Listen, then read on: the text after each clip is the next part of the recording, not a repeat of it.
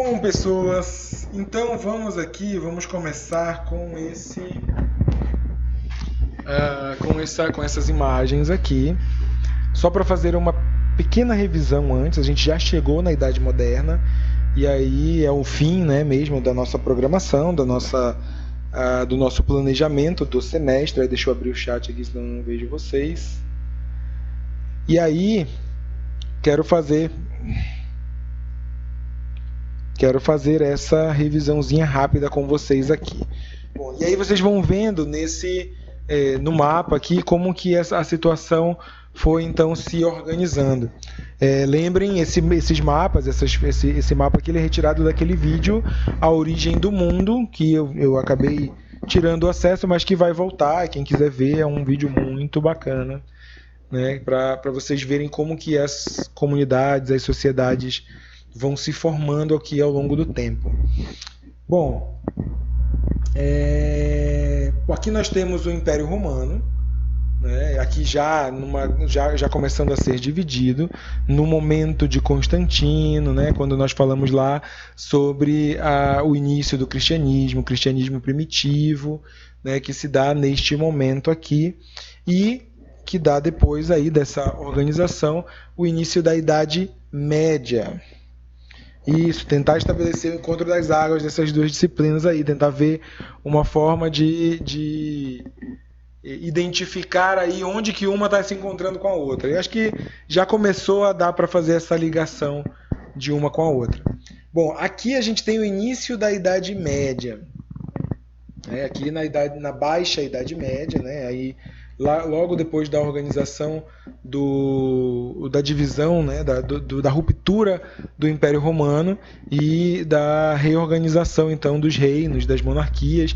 E aqui a gente tem as principais monarquias, os principais territórios do Ocidente, né, como frutos aí da ruptura do Império Romano. E aí aqui a gente pode ver, não sei se vocês lembram, quando a gente falou lá das grandes cruzadas, que eu falei para vocês na aula passada, que as cruzadas elas foram também um movimento de represália contra um avanço de um império árabe. E é esse aqui, ó, o Umayyad. É um grande império árabe, ó, vejam aqui todo o território desse Império Árabe, que saiu do Oriente Médio, veio aqui e se expandiu para o norte da África. Então aqui no início da Idade Média, que é onde a gente tem a ruína mesmo, vocês verem que acaba aqui o Império Romano. O Império Romano está começando a se dividir em reinos. Então eu tenho o reino da Frânquia, o reino Aquitânia, os visigotos, os saxões, os anglo-saxões. Então toda essa galera aqui que vai meio que vai pegar uma herança desse império. A gente ainda tem esse império ainda acontecendo, mas já enfraquecido e dividido em vários reinos. E aqui eu tenho, né, como falei para vocês, aquele império árabe, que vai vir e vai dominar um pouco do norte da África, aqui parte do norte da África. E depois, já no período da Baixa Idade Média, esse califado árabe ele vai se expandir e vai invadir a Península Ibérica. Então aqui a Península Ibérica, esse espacinho aqui, esse território aqui, é onde ficam hoje Portugal e Espanha, né, que a gente chama de Península Ibérica. E aí vocês veem aqui, vocês conseguem ver que o Império Árabe, esse Império Grande Árabe, vai acabar invadindo a Península Ibérica. O Reino de Frânquia vai se expandir para fazer meio que resistência, ele vai se unificar com outros reinos pequenos. Isso vai ser o período mais forte da França, ainda, né, da França enquanto uma grande monarquia, para justamente conter o avanço dos árabes. E Astúrias e Navarro vão fazer também essa resistência aqui, vão ser os únicos territórios que não vão ser dominados pelos árabes, onde vem aqui Córdoba, e de Córdoba inclusive sai, né, tem aí a cidade de Córdoba também, na Espanha. A gente vê aqui, agora, ainda na Baixa Idade Média, ali, naquele período que a gente compreendeu entre o século IV e o século VII, né, a gente tem praticamente. Lembra que eu não falo tanto deste período, não falei tanto de Espanha nem de Portugal, porque nem existiam ainda. Né? Eu falo muito mais França, Itália e toda essa Inglaterra aqui, que vão ali se organizando, mas temos neste momento, né, como falei, essa invasão dos árabes aqui na Península Ibérica. Isso persiste até a média Idade Média. Olha só como o Reino de Córdoba, apesar de Leão de Castilho e Navarro conseguirem obter uma certa resistência, expulsar o Império Árabe, demorando praticamente séculos aí de lutas, de batalhas, surgimento de Portugal como uma nação que vai ter uma grande influência tanto dos espanhóis quanto dos árabes. Inclusive o português de Portugal, ele tem como uma língua neolatina proveniente do espanhol também, ele vai ter muita influência árabe, né, esse português de Portugal. E aí nós temos aqui, vocês podem ver já na média Idade Média, aquele período lá entre o século VII e o século XI, nós temos aqui na Península Ibérica praticamente metade dela ainda dominada pelo que resta desses árabes, né, desse Império Árabe já dividido, esse império bem dividido, né, e bem mais enfraquecido.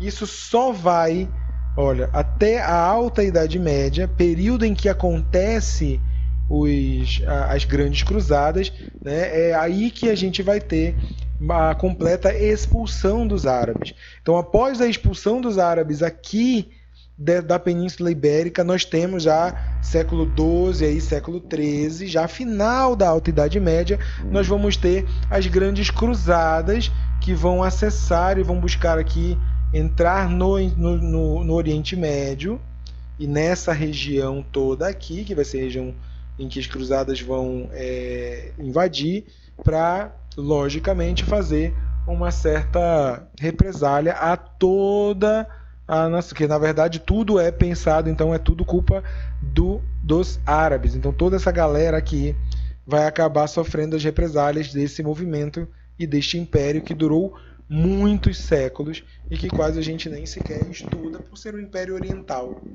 né? Então não está na nossa história do Ocidente. Chamo a atenção para vocês a esse territóriozinho aqui em vermelho.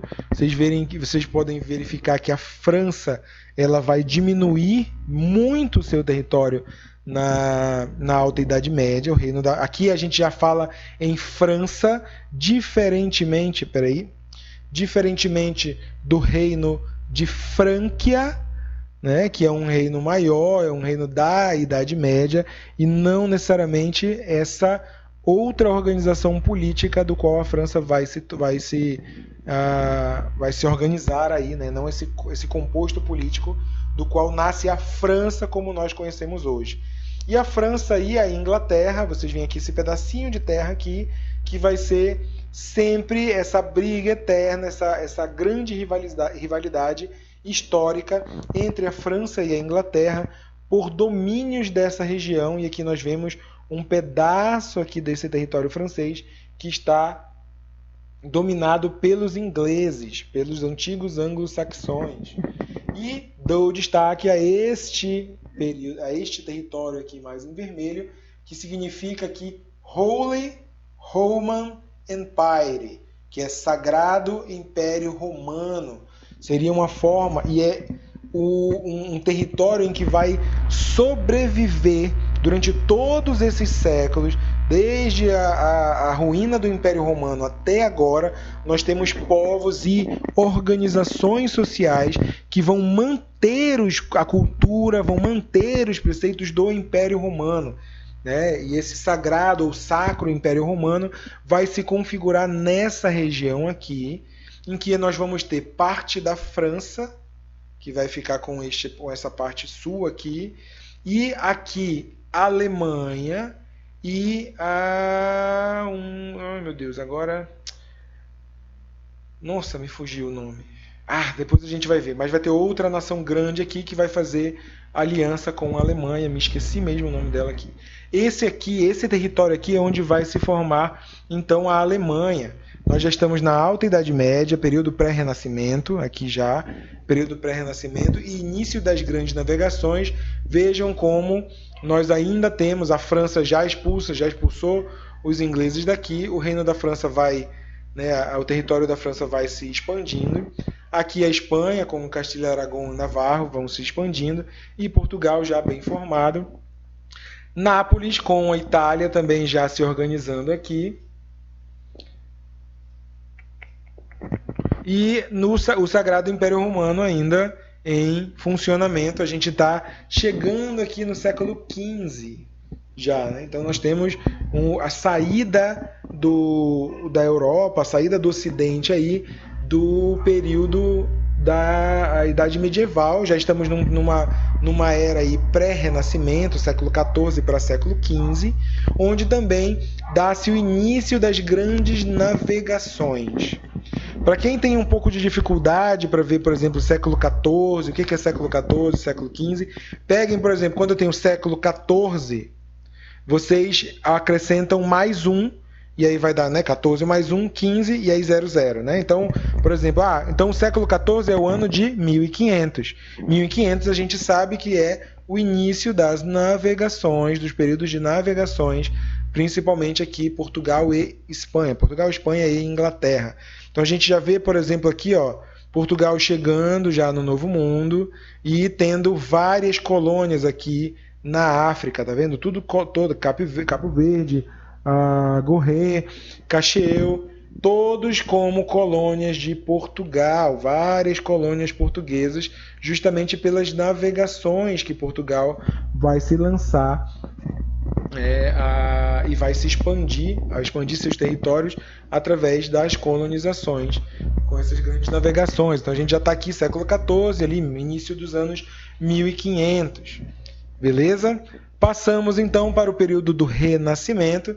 Temos aqui já o nosso amado Brasil sendo formado, né? Todas as colônias portuguesas. Lembram lá do ensino, acho que isso é ensino fundamental, né? As capitanias hereditárias, né? Todas as capitanias hereditárias aqui formadas por colônias portuguesas. Temos já algumas colônias francesas, algumas colônias espanholas, e aqui a Áustria, lembra aqui, aqui a Áustria aparece, então a Áustria já começando a se formar, o Império Austríaco, que vai ser muito importante e um grande aliado do que vai se formar aqui na Alemanha. Bom, aqui já não temos mais aqueles reinos, a Espanha já está unificada, a França já está unificada, a Inglaterra já está unificada, Portugal já está unificado, e a Alemanha ainda não figura aí no início do século XV, ou seja, 1600, anos de 1600, a Alemanha ainda não está organizada. Então nós temos grandes nações. Quais são as grandes nações, as grandes potências da época? Portugal, Espanha, Itália, França e Inglaterra. Onde nós nos centralizamos nos nossos estudos? Em França, em Inglaterra, principalmente. As duas maiores potências acadêmicas da época. Beleza? Ou seja, onde todos os estudos e as maiores configurações da ciência moderna vão surgir nesse eixo aqui, nessa conversa, nesse diálogo, nessa disputa entre essas duas nações fortes. E aí temos...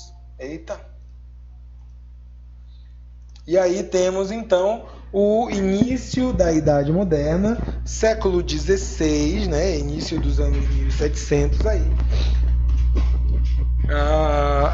Nós já vemos aqui, 1700 e todo o século XVI. Nós também não temos uma Alemanha aqui. A Alemanha, como falei para vocês, vai se formar aqui neste território.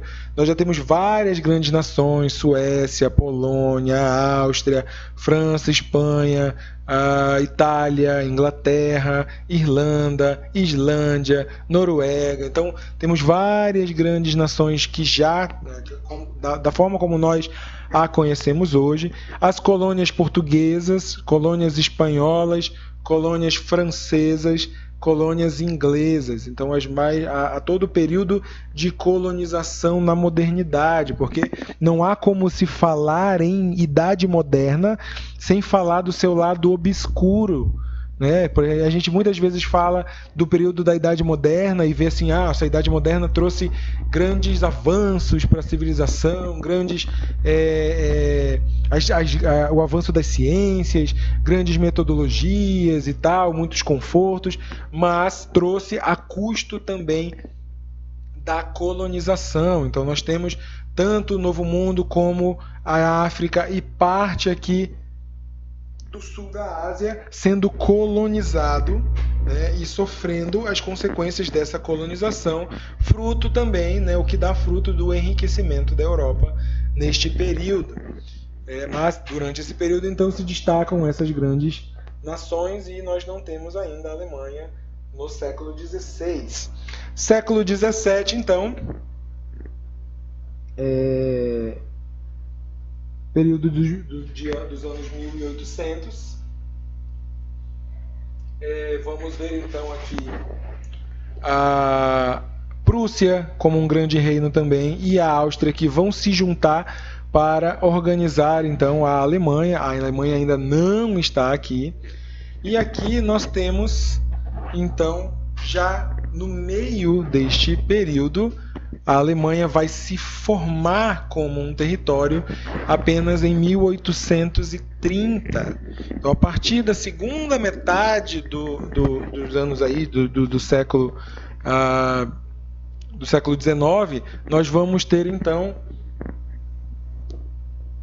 muito, né? Muito. A gente tem, eles tinham colônias em muitos territórios, principalmente Portugal vai ficar muito aqui na parte ocidental das Américas, né? Tanto é que a Espanha ela vai entrar aqui pela América Central e vai ficar na parte oriental das Américas, e o Portugal também vai ter muitas colônias aqui ao longo da África e ao sul da Ásia, também aqui, né? Logicamente a Índia, a China vão estar também em alguns territórios controlados, a Inglaterra também, né?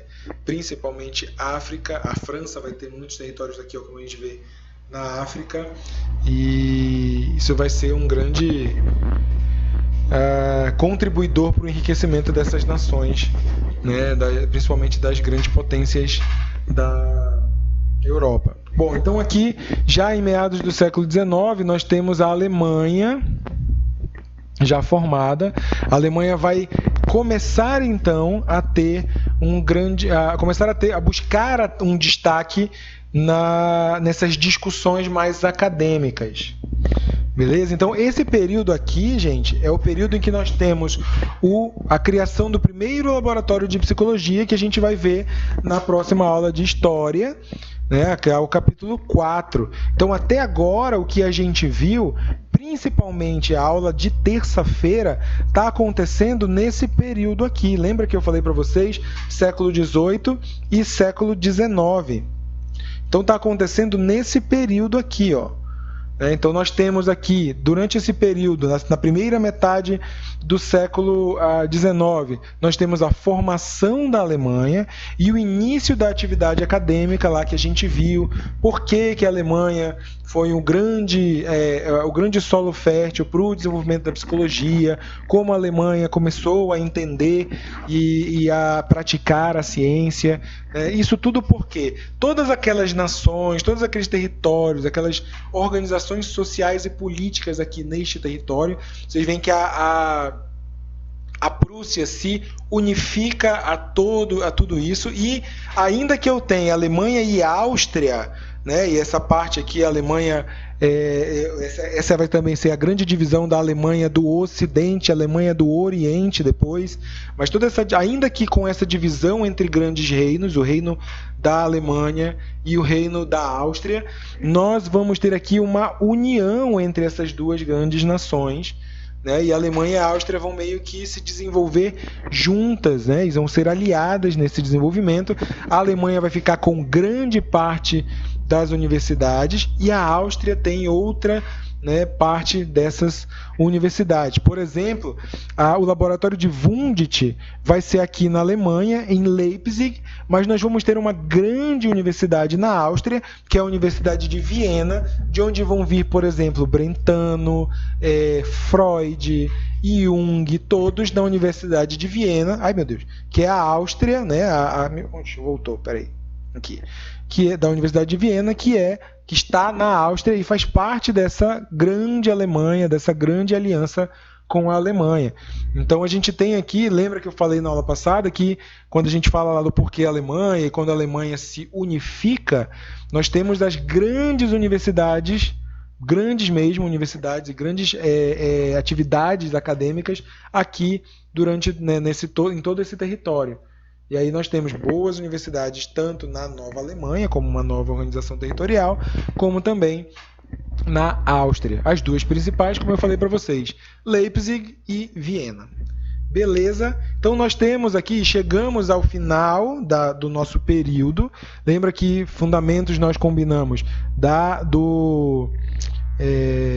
Antiguidade Grega até a Modernidade, e a gente justamente para aqui em 1879, porque essa é a data da criação do laboratório e, logicamente, o ano e a data em que a psicologia é aceita como científica, como um conhecimento científico. Então, lá no capítulo 1 de História da Psicologia, quando a gente discutiu e estudou, as autoras fazem aquela separação, lembra?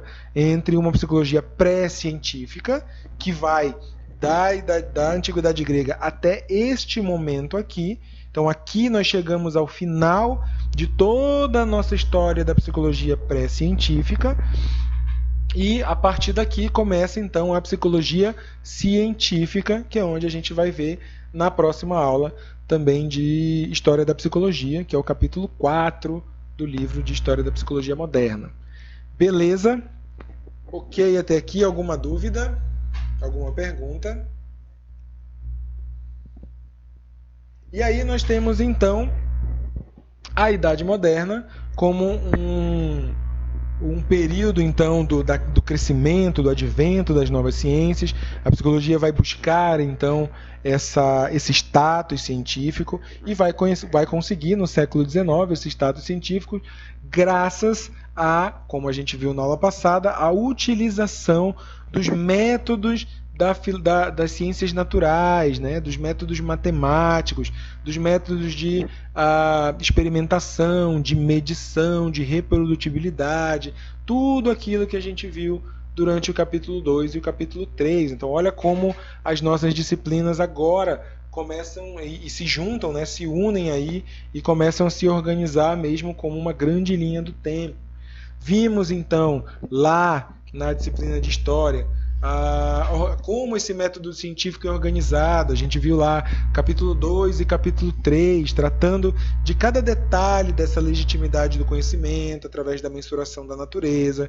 Vimos aí as duas grandes correntes de pensamento, o racionalismo e o empirismo, e foi inclusive a partir daqui, né, se vocês pegarem, por exemplo, as aulas ali do capítulo 2, foi exatamente esse slide aqui que eu conduzi com vocês. Então vimos lá o racionalismo com Descartes, todas as contribuições do Descartes, a forma de estruturação da sua metodologia. Depois vimos o empirismo, né, na Inglaterra, e a contraposição do empirismo ao racionalismo. Tudo isso está lá nas aulas do capítulo 2 de História, né? Aí vemos com o empirismo John Locke, George Berkeley, David Hume, como esse grande movimento aí, desse embate entre o racionalismo e o empirismo, esse embate moderno aí entre a França e a Inglaterra. E vamos finalizar então, apenas a título de conhecimento, com um período que é chamado de romantismo na filosofia. Vocês estudaram em literatura o romantismo, né, como um movimento da literatura que ressalta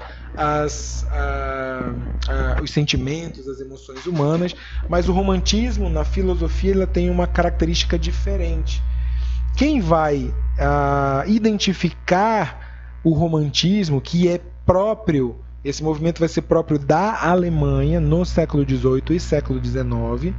São as outras grandes potências da Europa. Então, França, Inglaterra, Espanha vão olhar para o que está sendo construído nas universidades alemãs, que a gente viu na aula passada, lembra? O modo diferente como a Alemanha vai pensar a ciência, vai encarar a ciência, vai encarar o ser humano, a liberdade que a Alemanha dá para as universidades para compor as suas pesquisas.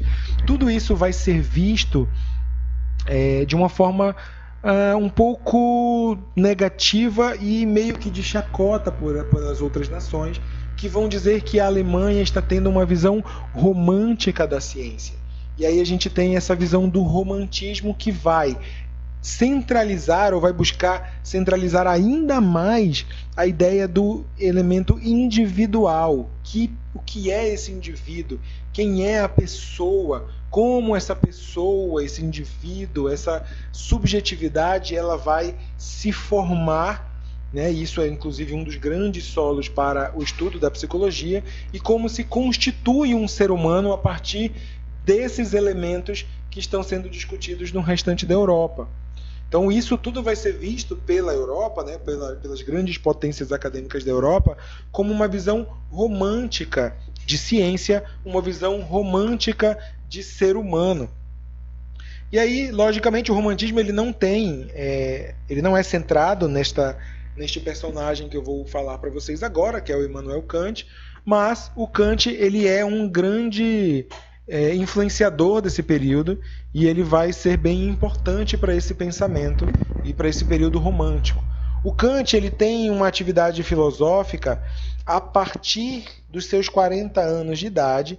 Ele vai ser extremamente influenciado pelo Berkeley e pelo Hume. O Kant, inclusive, num dos seus escritos, vai fazer homenagem ao David Hume.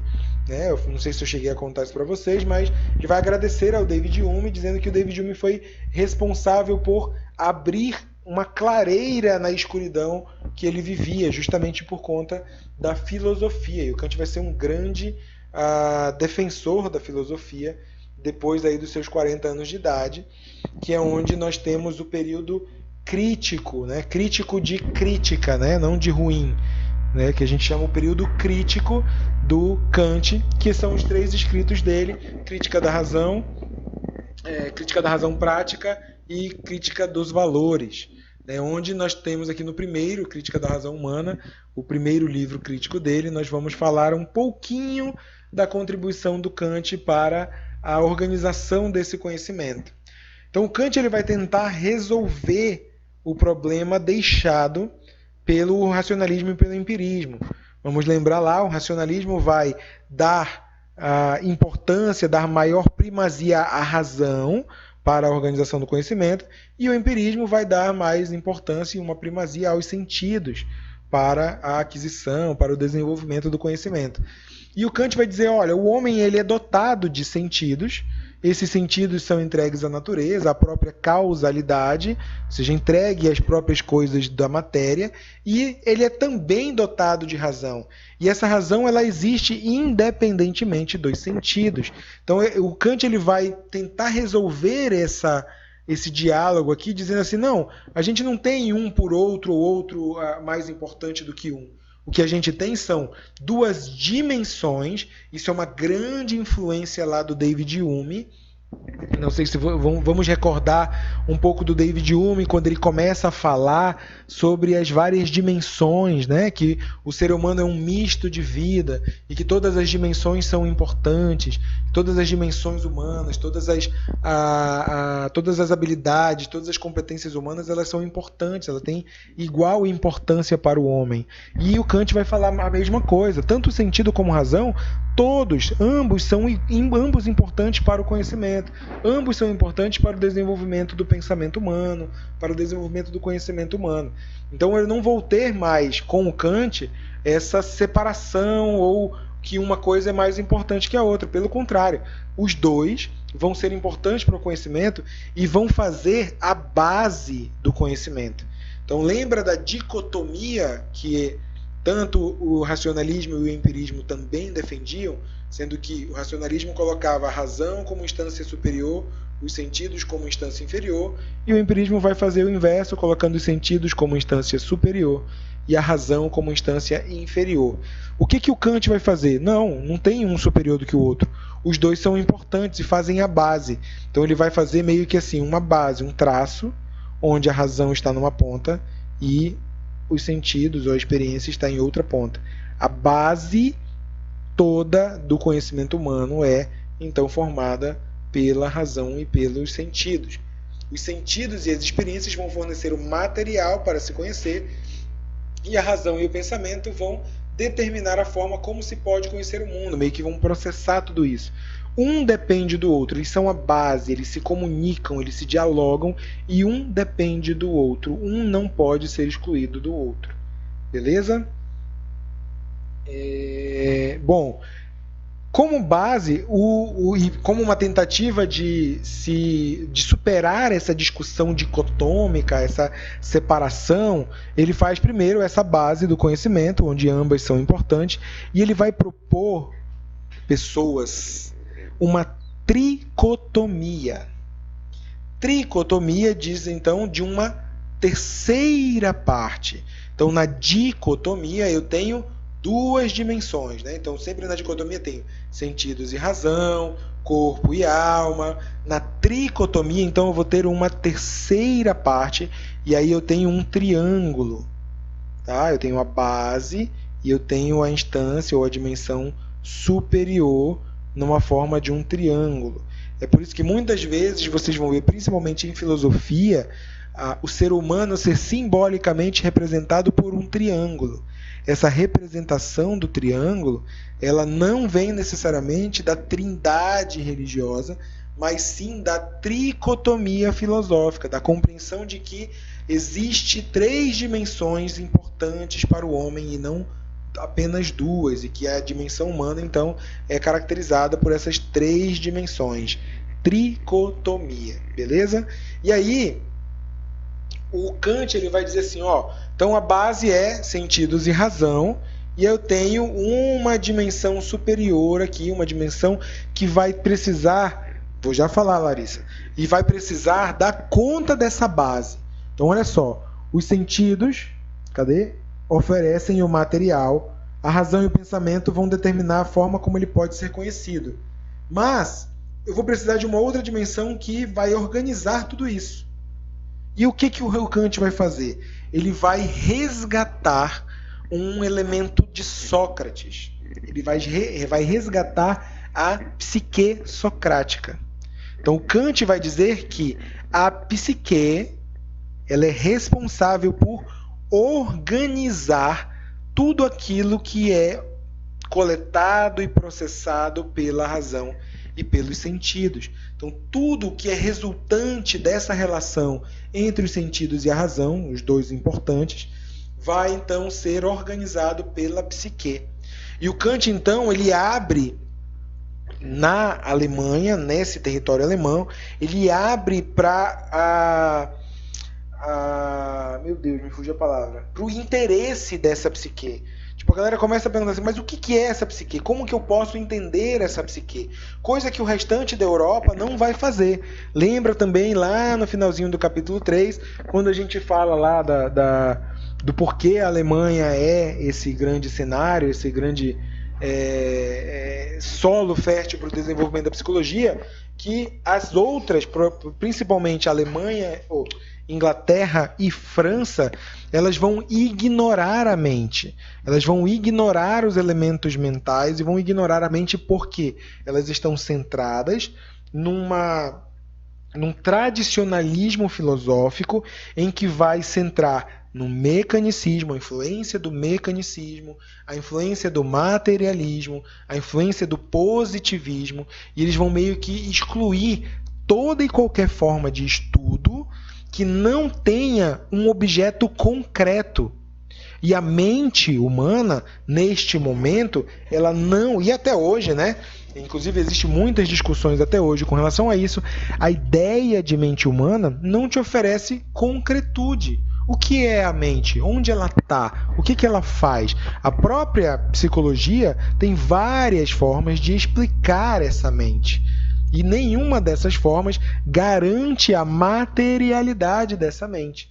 Então essa grande dúvida pairava nesse momento e a galera realmente não dava mínima para a mente, justamente por ela não ter concretude. Ou seja, se ela não é concreta, se ela não é material, como que eu mensuro? Como que eu meço? Né? Como que eu consigo calcular? Como que eu coloco ela em linguagem matemática? Então, aos poucos, como a gente viu lá no capítulo 3, né, do História da Psicologia, aos poucos a galera vai tentando ali contribuir com os estudos, com as metodologias mais tradicionais, vai tentando desenvolver um método para estudar essa mente. E todos os métodos, vocês podem notar na leitura do capítulo 3, principalmente, todos esses métodos vão ser completamente influenciados pelo mecanicismo.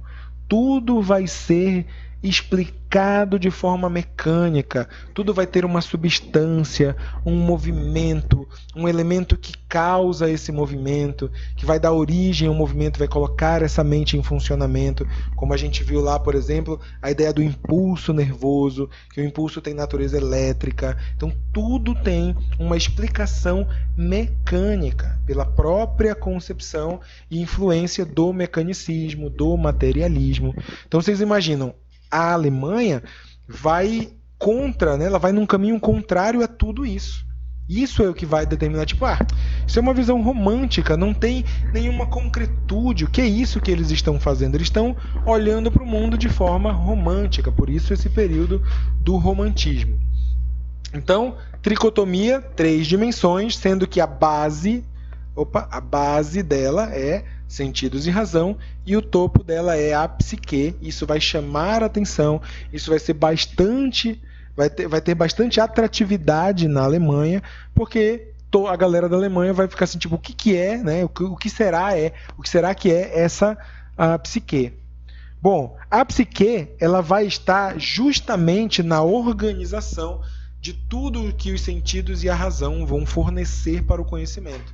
E isso vai estar para o Kant determinado e determinante, e aí a gente vai ter sempre uma dupla relação do ser humano com o mundo, porque a situação, ou seja, o mundo em que a gente vive, determina o modo como nós somos, e nós nos adaptamos ou adaptamos à consciência e determinamos também como a situação se forma. Em outras palavras, nós, seres humanos, somos constituídos pelo mundo, pela história, pela situação, nós somos constituídos pelo contexto, por tudo aquilo que a gente vive, e também, em retorno, né, na mesma proporção, com a mesma importância, nós determinamos o mundo. A gente forma o mundo e é formado por ele. A gente constitui o mundo e é constituído por ele. Existe uma dupla relação aí, do qual a própria característica da dicotomia e de todo o processo que a gente viu nascer lá na antiguidade grega, ele começa a ser amplamente questionado. Então, a origem não está num lugar para dar origem para outro, sabe? Como a gente via lá na cosmologia, ou em todas as situações da Idade Média, onde a gente tem a origem do conhecimento em Deus, e aí Deus origina o conhecimento e disponibiliza aos homens, ou o cosmos origina toda a matéria e disponibiliza no mundo material. Não existe um ponto de origem e um ponto de chegada. Não existe um ponto para esse novo pensamento, né? Não existe um ponto de origem e um ponto de chegada. Não existe um ponto, um originário e um originador e um originado. Não existe essa relação. Existe uma dupla relação interdependente, onde um constitui o outro. Então o indivíduo ele faz parte do mundo, ele forma o mundo com as suas ideias, com as suas ações, ele transforma o mundo. O indivíduo olha para as coisas, entende, nomeia, faz com que, através da linguagem, né, como a gente viu, as coisas tomem sentido, tomem forma, tomem conhecimento, e esse próprio conhecimento constitui o indivíduo como forma de conhecer. Por quê? Porque quando a gente nasce, a gente já cai num mundo que pré-existe antes da gente, cheio de conhecimento e do qual a gente precisa, então, dar conta. Então, esse conhecimento ele também vai nos constituir e, através disso, a gente constitui a nossa forma de ser no mundo. Ele é um pouquinho mais complicado, mas existe aí uma interação que ela é dual para essa relação entre o ser humano e o contexto do qual ele vive, né? A situação do qual nós vivemos. Exatamente essa forma de relação que vai se constituir o elemento psíquico, ou a psique. Esse elemento psíquico vai ser, então, o grande representante da mente humana. A mente humana se torna, então, psíquica. Né? Nós temos os fenômenos mentais ou fenômenos psíquicos, fenômenos dessa psique que vão dar conta dessa organização, dessa adaptação do ser humano ao mundo. E aí, tudo isso, toda a relação entre sentidos, razão e psique serão dadas sempre e compreendidas sempre num tempo e no espaço, numa causalidade temporal e espacial que vão ser constituintes dos elementos da razão, porque a gente precisa entender e se entender no tempo e no espaço. Beleza? Alguma pergunta? Bom, para finalizar o Kant vai dizer: só podemos experimentar uma parte do todo. O que é isso? O Kant vai afirmar que o mundo não é objetivo, não existe objetividade. A realidade ela não é objetiva. Né? Na mesma sequência ali do Berkeley, lembra lá do Berkeley quando a gente falou, e do David Hume. Essa realidade, as coisas materiais, não garantem para a gente uma realidade objetiva. Né? A cada momento da nossa experiência, a cada momento da nossa razão, nós apenas temos acesso a uma parte de todos os objetos ou a uma parte da realidade. Então, a forma que o Kant vai tentar resolver o problema deixado pelo Berkeley, né, que aquele problema perceptivo, que a realidade só existe quando a gente percebe, fora disso a gente não garante a existência de nada, lembra dessa discussão? O Kant vai tentar resolver assim: não existe o mundo objetivo, a realidade objetiva não existe, porque a cada momento eu só desvelo algumas qualidades desse objeto. Por exemplo, agora vocês estão aí assistindo essa aula, sei lá, alguns podem estar assistindo pela TV, podem estar assistindo pelo notebook, pelo celular. Neste momento em que vocês olham para a tela do computador ou do celular de vocês só percebem a parte da tela. Então, a experiência que vocês têm, por exemplo, do celular, não é uma experiência objetiva, é uma experiência subjetiva. O mundo é subjetivo porque a cada momento eu apenas acredito que eu vejo um objeto. Quando, por exemplo, a gente vê um objeto e a gente nomeia esse objeto por celular, porque a gente reconhece algumas dessas características, qualidades que são subjetiváveis, e a gente reconhece esse objeto como tal, mas a gente não vê o objeto por inteiro. A gente só experimenta uma parte do todo desse objeto. Por exemplo, agora vocês olhando para a tela, vocês só veem a parte da tela, ou a parte da frente do computador ali na tela e o teclado. Mas a gente não consegue ver a parte de trás disso, a gente não consegue ver a parte de baixo, a gente não consegue ver os componentes funcionando, a gente não consegue ver grande parte. Se a gente consegue ver 10, 20% de um objeto, é muita coisa. Então, por isso, a gente não conhece, o ser humano é incapaz de conhecer objetivamente a realidade, porque essa realidade objetiva não existe. O mundo é subjetivo, ou seja, a cada momento se revela para a gente como um mundo para nós, para cada um de nós. Esse é um mundo para mim, né, ou um mundo para cada um de nós, não significa dizer que nós vivemos cada um em uma realidade alternativa, num mundinho próprio. Não é isso. O que ele está dizendo é que a experiência dos objetos que a gente tenta estabelecer como uma experiência objetiva, todo mundo vê uma cadeira, todo mundo vê uma caneta, todo mundo vê um objeto e chama esse objeto de televisão. Essa experiência, ela não é uma experiência objetiva, é uma experiência subjetiva, mediada pela linguagem, como a gente já viu lá com Berkeley, como a gente já viu lá com o David Hume. Então, a verdadeira forma de conhecer é subjetiva. O que o Kant está querendo afirmar com isso? Que nós não atingiríamos um conhecimento objetivo, ou seja, a ciência estaria ali com algum erro, ou com uma certa forma de tentativa de conhecimento errônea, porque só conhecemos uma parte das coisas, e aí o verdadeiro conhecimento é justamente através dessas partes. E que conhecer subjetivamente não significa não conhecer a realidade.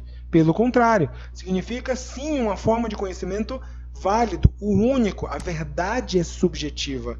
A verdade não encontra uma objetividade.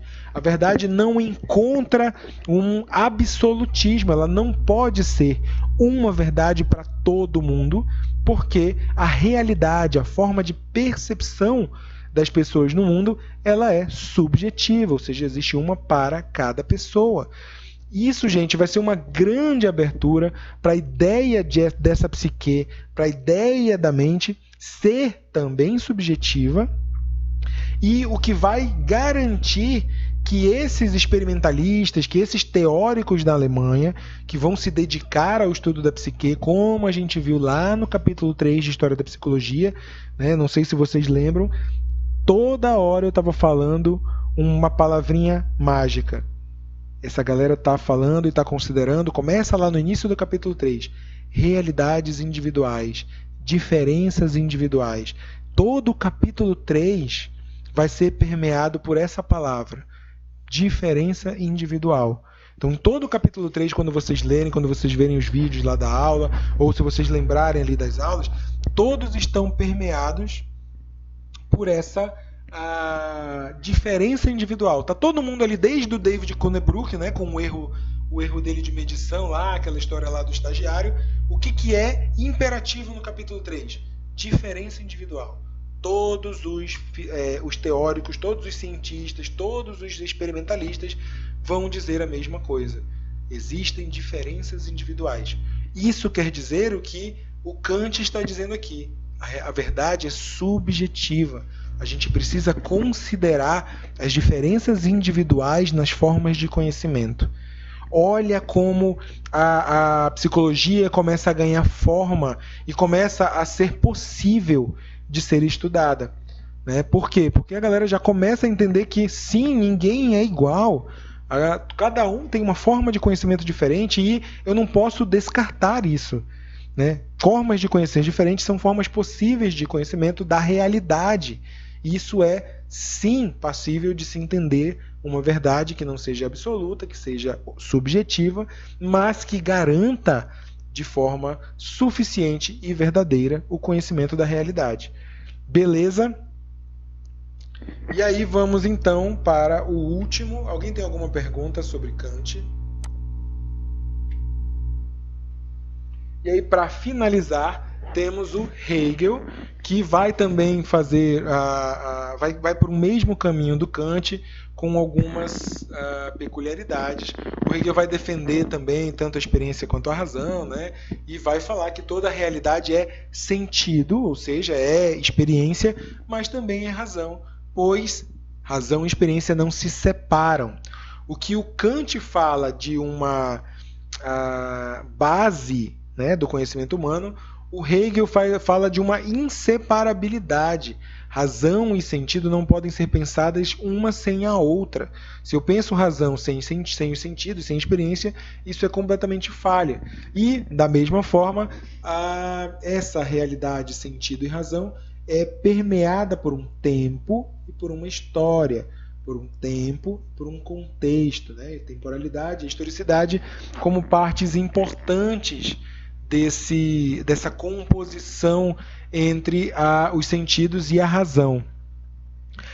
Qual é a grande contribuição aí mais diferente do Hegel? O Hegel vai falar de uma mudança de pensamento de geração em geração.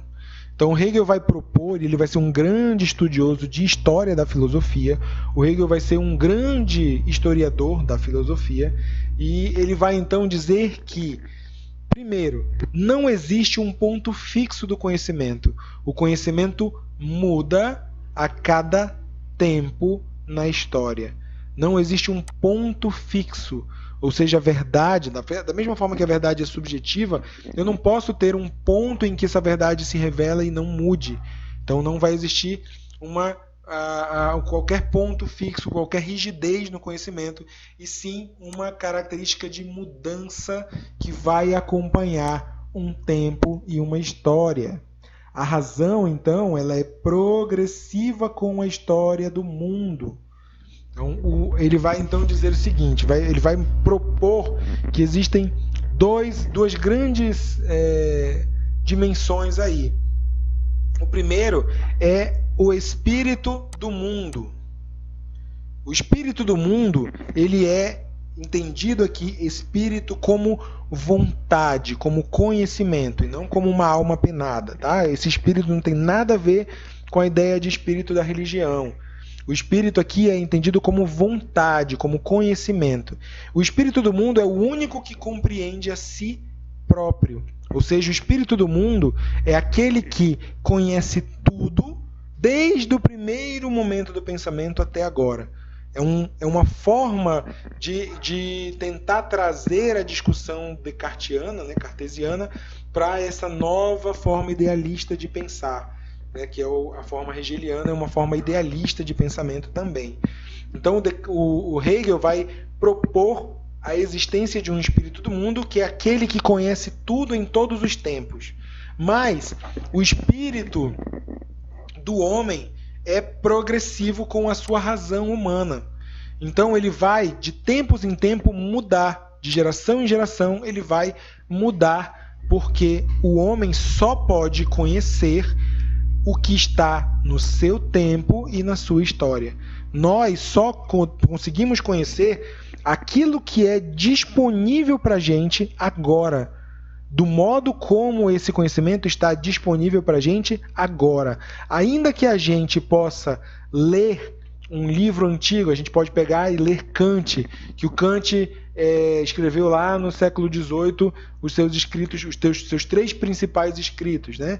Ainda que eu pegue uma obra do século XVIII para ler, a minha forma de conhecimento, a minha forma de entendimento vai estar atrelada e influenciada ao nosso momento agora, ao nosso tempo, à nossa história, que é completamente diferente do modo como o Kant viveu aquele tempo e aquela história. Então isso vai influenciar também o modo e o próprio espírito do mundo de conhecer as coisas. Por mais que a gente possa estudar, nós estamos permeados pelo nosso tempo e pela nossa história.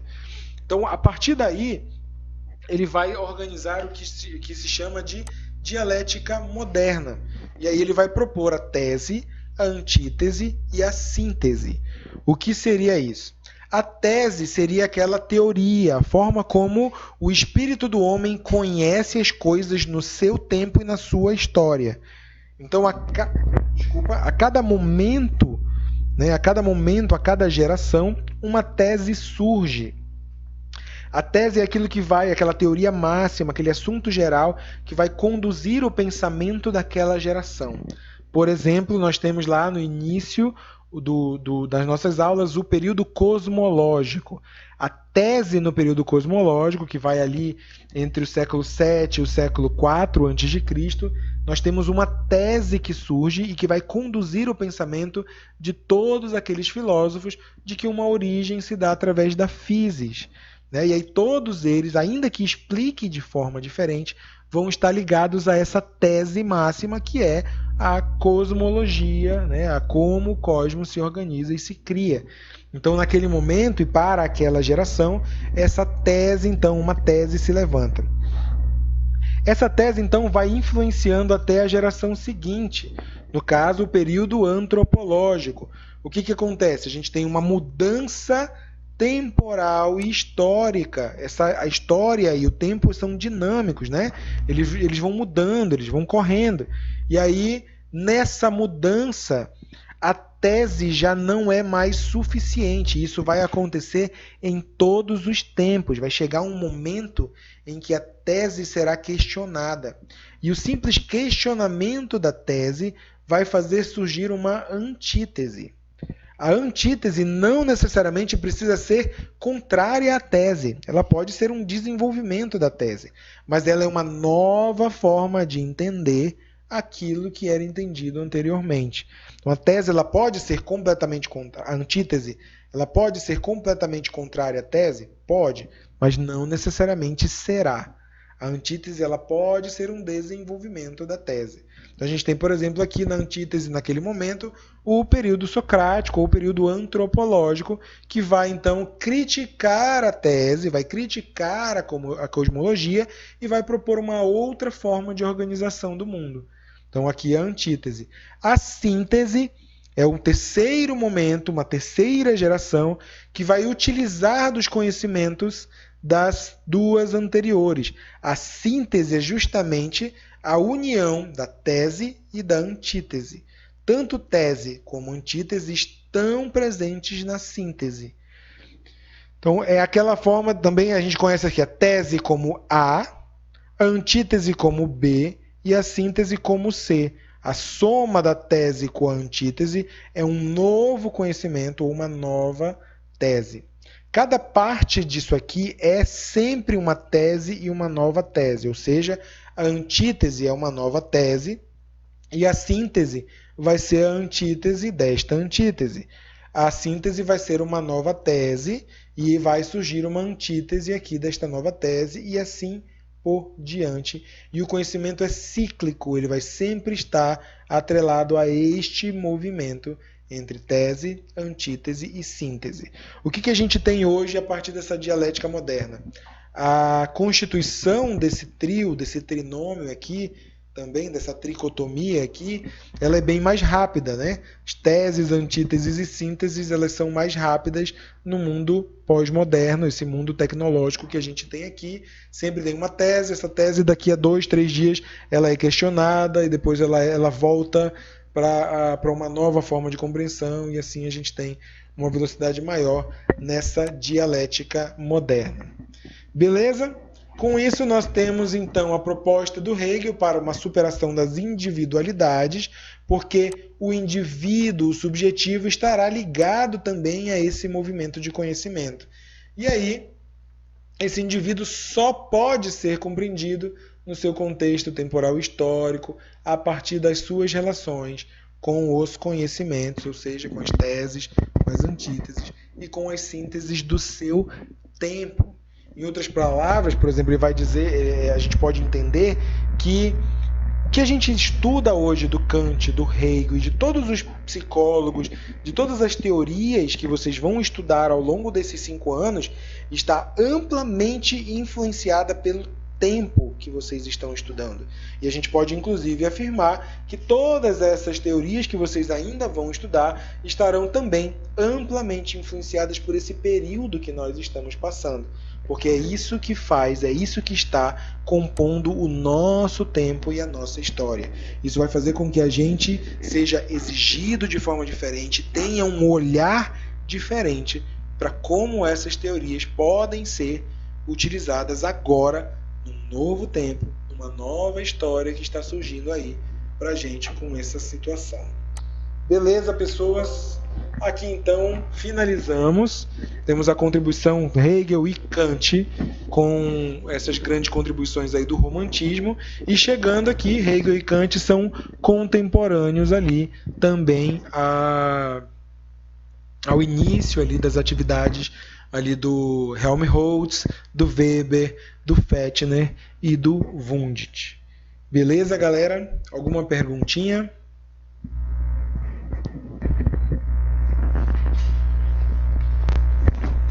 Bom, então, pessoas, aqui nós chegamos ao fim da disciplina de fundamentos do primeiro bimestre.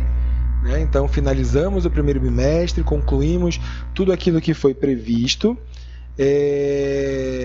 Quero de novo falar para vocês ali, quem lembra, quem não lembra, vou reforçar. Todo esse caminho que a gente fez não é uma verdade absoluta. Eu não sou o dono do conhecimento. Eu não apresento para vocês e não apresentei para vocês neste caminho inteiro uma verdade única, mas sim uma escolha epistemológica, uma forma de contar essa história. E aí, como a gente aprendeu agora com Hegel, né? A minha forma compreendida no meu contexto, mediado pelo meu tempo e pela minha história. Então é isso que caracteriza inclusive essa ideia subjetiva de conhecimento. O que eu apresentei para vocês é uma perspectiva do conhecimento filosófico, uma forma de entender esse movimento filosófico. Não é a única, não tem a intenção nenhuma de apresentar para vocês e de compor com vocês uma verdade única e absoluta. Beleza? Existem outras formas de contar essa história, existem outras formas de compreender essa história. Essa foi a pequena contribuição que este ser humano, que este professor pôde trazer dentro das suas limitações para essa disciplina. Beleza? Então, qualquer coisa, estamos aí para tirar as dúvidas, e se vocês tiverem também outras formas, outras coisas para contribuir, ficarei muito feliz, porque como vocês, eu também sou um aprendiz. Show?